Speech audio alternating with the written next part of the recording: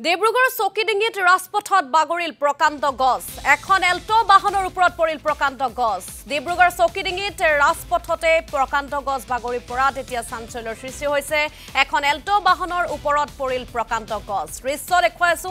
ঘটনাৰ পিছতেই বন্ধ হৈ পৰিল ৰাজপথটো পুৱা অহা এজাক বৰষুণৰ পাছতেই এই ঘটনা সংঘটিত হৈছে বুলি জানিব পৰা গৈছে ইতিমধ্যে দৃশ্য লাভ কৰা হৈছে দৃশ্য আপোনালোকক দেখুৱাইছো এক্সক্লুসিভ দৃশ্য পুৱা এজাক বৰষুণ আহিছিল বৰষুণৰ পাছতেই এনেদৰে ৰাজপথৰ মাজতে বাগৰি পৰিছে প্ৰকাণ্ড গছডাল বাগৰি পৰাত বহুতো সামগ্ৰী ক্ষতি সাধন হৈছে বুলি খবৰ লাভ কৰা হৈছে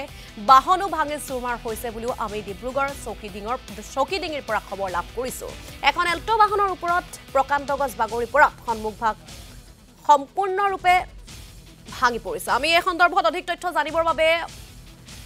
ফোনযোগে সংযুক্ত হ'বলৈ বিচাৰিছো দেৱজিৎ চুটিয়াৰ হৈতে দেৱজিৎ চুটিয়া যেহেতু আমি খবৰ লাভ কৰিছো ডিব্ৰুগড় চকিডিঙিত প্ৰকাণ্ড গছ বাগৰি পৰিছে ফলত বহুতো সামগ্ৰী ক্ষতি সাধন হৈছে বুলি জানিব পাৰিছো আপুনি কি তথ্য লাভ কৰিছে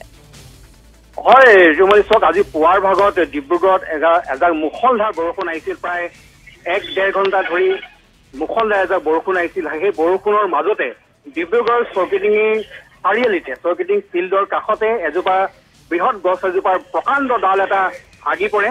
আৰু সেই ডালটো ভাগি পৰাৰ ফলতে এখন এল্টো বাহনৰ ওপৰত পৰে মাধুৰ্য দাস নামৰ এজন ব্যক্তি এখন এল্টো বাহন এখনৰ ওপৰতে এই গছজোপা পৰে সৌভাগ্যবশতঃ তাত কোনো লোকৰ হতাহত নহল আৰু তাৰ লগতে সেই ফিল্ডৰ কাষতে ডিব্ৰুগড় পৌৰসভাই এখন অস্থায়ী এখন বজাৰৰ বাবে নতুনকৈ এখন নিৰ্মাণ কৰি থৈছিল অস্থায়ী বজাৰৰ এখন চালি নিৰ্মাণ কৰি থৈছিল যিখন চালি ইতিমধ্যে সেই চালিখন মুকলিয়ে কৰা নাছিল সেইখন সম্পূৰ্ণৰূপে ভাঙি চুৰমাৰ হৈ গৈছে প্ৰকাণ্ড গছজোপা পৰাৰ ফলত আৰু সেই গছজোপাৰ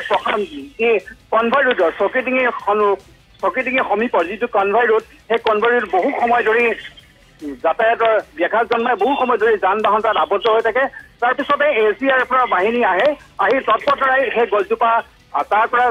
ৰাস্তাৰ পৰা কাটি কিনাৰ কৰে আৰু এল্টো বাহনখন তাৰ পৰা উদ্ধাৰ কৰে